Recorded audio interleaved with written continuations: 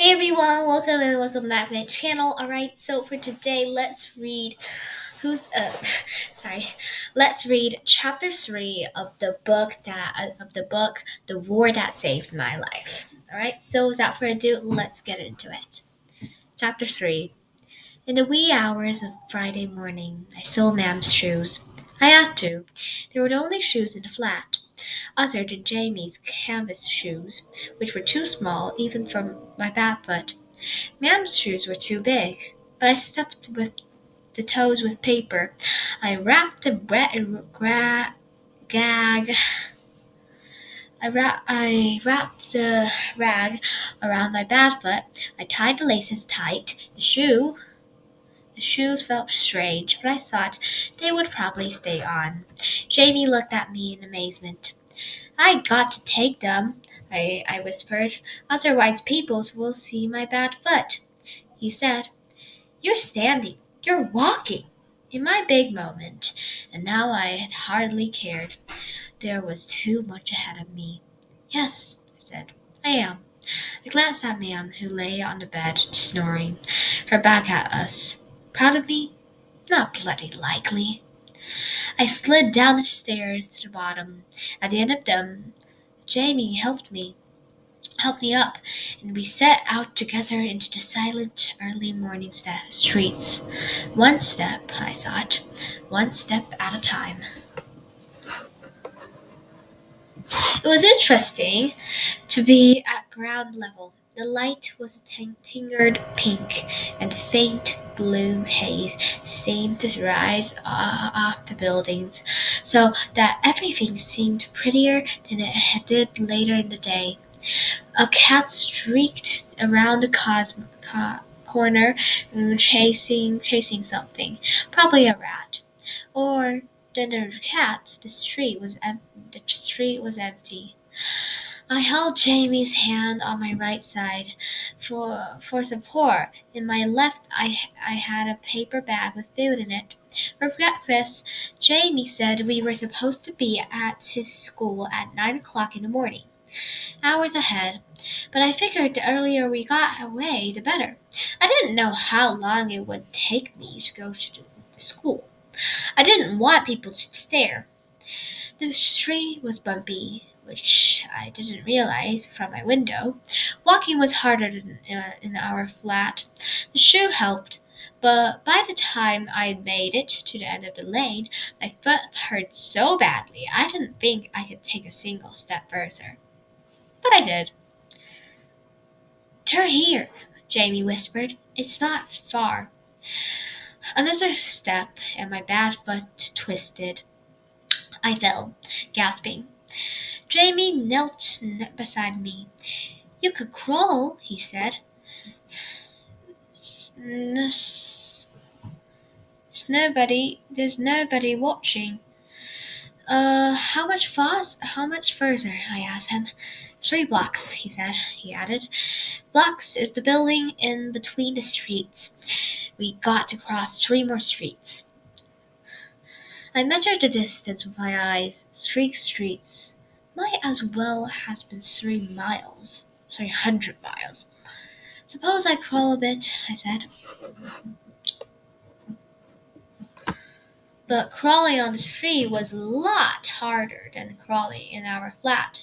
My knees were calloused. I don't know how to pronounce that word. Probably calloused, of course. But the stones hurt, and the trash and mud weren't pleasant either. After a block, I took Jamie's hand and held myself upright. "How come you don't walk when you can?" Jamie asked. "It's new," I said. "I learned it this summer, while you were out." He nodded. "I won't tell," he said. "Doesn't matter," I said. Already the word seemed huge to me. If I looked up at the tops of the building, I felt dizzy. "We're going to the country. Nobody minds if I walk there." Of course, that was a lie. I didn't know anything about where we were going. I didn't really even know what the word country meant. But Jamie gripped my hand tighter and smiled. The school was a brick building with an empty yard surrounded by the metal fence. I made it inside and I collapsed. We ate bread dipped in sugar. It was good. Did you take Mam's sugar? Jamie said, wide-eyed. I nodded. All of it, I said, and we laughed out loud. The air was chilly now that we weren't moving, and the ground felt damp. The roar of pain in my ankle subsided into a deep absorbing ache. I looked up at all the unfamiliar buildings, the scrolls and fancy brickwork, the shingles, the window frames, the birds. I didn't notice the woman walking across the yard until Jamie poked me. Oh, no, here, yes. Okay. She smiled at us. You're here early, she said. One of the teachers, I suppose. I nodded and gave her a big smile in return. Our dad dropped us off before he had to go to work, I said. He said you'd take good care of us. The woman nodded. And so I will, she said. Would you like some tea? When we got up, of course, she noticed my limp. Limp. Nothing. I was strangling. Lucky to have Jamie to catch me. You poor thing, she said. What's wrong? I heard it, I said, just this morning, which was true enough. Will you let me look at it? She asked. Oh, no, I said, forcing myself to keep moving. It's getting better already. But it was easy. After that, it was easy. It was the most impossible thing I'd ever done. But it was also easy. I held on to Jamie and I kept moving forward. The yard filled with children and teachers. The teachers organized us into lines. I wouldn't have been able to walk the half mile of the train station. I was mostly done in, but suddenly in front of me was a face I recognized. That you, Ada? Said Stephen White. He was the oldest of the White children. There were 3 girls between Stephen and Billy. The whole bunch of them had pulled up and were staring at me. They'd never seen me other than through my window. It's me, I said. Stephen looked surprised. I didn't think you'd be coming, he said. I mean, of course you got to get out of London, but our ma'am said they had special places for people like you. My ma'am hadn't said anything about special places, I said. What do you mean? People like me? Stephen looked at the ground. He was taller than me, older, I figured, but not by much. You know, he said. I do. Cripples, I said. He looked at me. He looked back. He looked back at my face, startled. No, he said. Simple. No. Simple. Not right in the head. That's what everybody says, he said. I didn't even know you could talk. I said, of all the time I spent at my window, I said, I talk to you all the time. I know you wave and jibber jabber, but he looked pretty uncomfortable now. We can't ever really hear you down on the street. We can't make out what you're saying. I didn't know you could talk normal. And your ma'am says as how you got kept locked up for your own good. For the first time, he looked at my feet. You're a cripple? I nodded. How'd you get here? Walked, I said. I couldn't let Jamie go alone. Was it hard? He asked. I said, yes.